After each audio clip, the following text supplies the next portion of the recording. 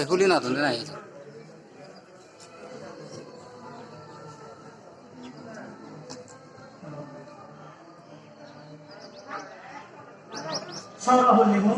আমি দাঁড়াইছে তোমার প্রতি দৃষ্টি আকর্ষণ করা হতে তুমি গুরুগান কহিনী প্রস্থান মত বুঝিবার লাই তোমার প্রতি দৃষ্টি আকর্ষণ করা হতো যেহেতু আমার নাই কোনো অনির্দিষ্ট সময় রয়েছে তুমি যারা চন্দ্রগড় মাত্রায় প্রতিনিধির সন্না করে বলিও